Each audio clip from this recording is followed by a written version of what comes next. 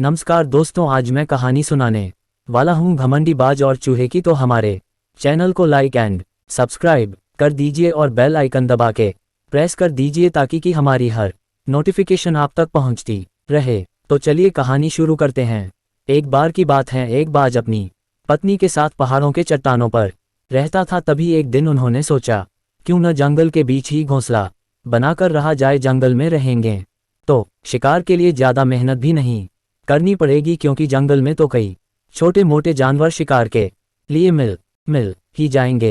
ये सोचकर बाज के इस जोड़े ने जंगल के एक सबसे ऊंचे पेड़ पर अपना घोंसला तैयार करना शुरू कर दिया। अब मौसम भी बदल चुका था। तभी एक दिन बाज की पत्नी ने घोंसले में अंडे दिए। बाजों का ये जोड़ा बहुत ही खुश था कि कुछ ही दिनों में उनके छोटे छोटे चूजे होंगे और वो उनके साथ एक साथ आसमान में उड़ेंगे। अब बाज अपनी पत्नी को अंडों के पास छोड़कर अकेले ही शिकार के लिए निकल जाता था और उसकी पत्नी घोंसले में रहकर अंडों की देखभाल करती थी। एक दिन जैसे ही वह बाज शिकार के लिए निकला तो उसने अपने घोंसले वाले पेड़ के ठीक नीचे ही एक चूहे को देखा। बाज ने एक ही झटके में उस चूहे को अपने पंजों में दबोच लिया। तभी चूहा अपनी मौत को सामने देखकर घबरा गया और बोला, बाज भाई, आप तो पक्षियों के राजा हैं, मुझ पर दया करो। मेरे जैसे छोटे चूहे को खाकर आपकी भूख शांत नहीं होगी। अगर आप मेरी जान बख्श दो तो मैं आपको एक ऐसी बात बता सकता हूँ जो आपके और आपके परिवार के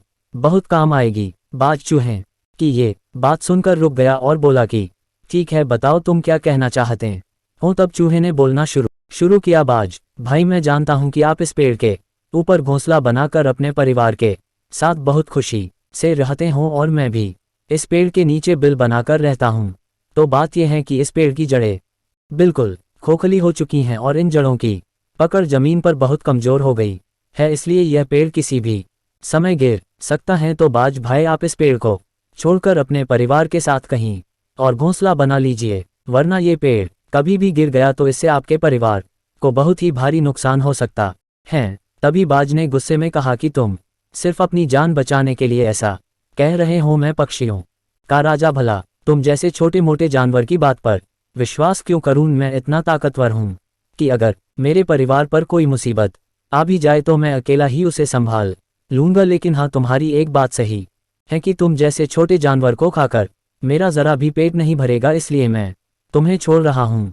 चूहा जानता था कि ये पेड़ कभी भी गिर सकता है, इसलिए वह ये चाहता था कि बाज अपना घोंसला छोड़ दे। लेकिन बाज अपने घमंड के कारण चूहे की बात को अनसुनी कर देता है। लेकिन चूहे का मन ये सोच कर बहुत खुश था कि बाज ने उसे जिंदा छोड़ दिया था और उसे एक नई जिंदगी दी है।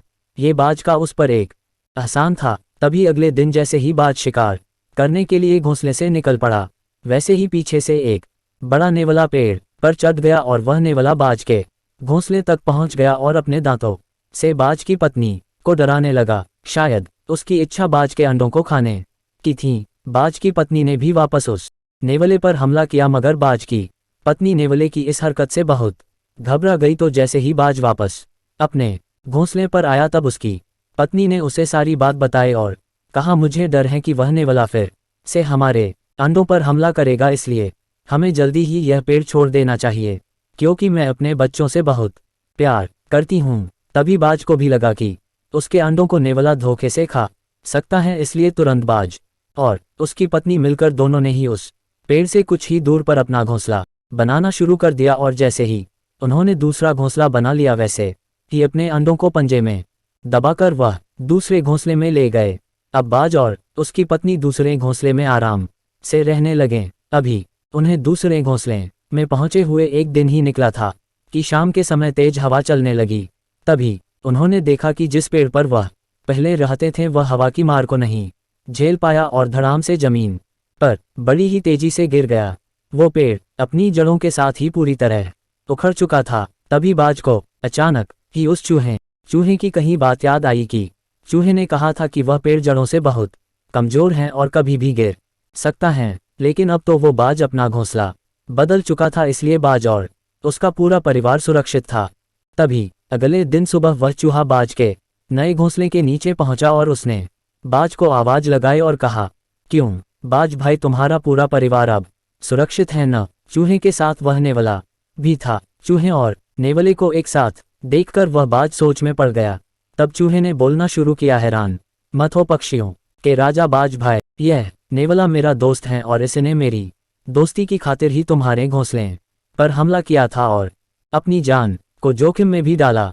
ये सब मेरा प्लान था ताकि मैं तुम्हारी और तुम्हारे परिवार की जान बचा सकूं। मैंने ही भेजा था नेवले को तुम्हारे घोंसले पर हमला करने के लिए, और वह भी ठीक उसी समय जब तुम घोंसले पर नहीं थे, क्योंकि मैं जानता था कि उस समय तुम्हारी पत्नी अकेली होगी और वह नेवले से डरकर तुमसे घोंसला बदलने को जरूर कहेगी, और हमारा मकसद भी यही था कि तुम अपने परिवार को कहीं और लेकर चले जाओ ताकि तुम्हारे बच्चे सुरक्षित रहें। तभी यह सब सुनकर बाज बड़ी ही शर्मिंदगी महसूस कर रहा था कि उसने चूहे की बात नहीं मानी और अब उस बाज का घमंड भी चूर चूर हो चुका था। तभी उसने चूहे को धन्यवाद कहा। तो दोस्तों, आज की कहानी हमें ये सिखाती है कि हम चाहे कितने भी काबिल, कितने भी होशियार या कितने भी ताकतवर ही क्यों ना हो जाए, लेकिन हमें कभी भी अपने आप पर घमंड नहीं करना चाहिए और कभी भी किसी को छोटा या मामूली समझकर उसे कमजोर भी नहीं समझ। आपको ये कहानी कैसी लगी नीचे कमेंट करके हमें ज़रूर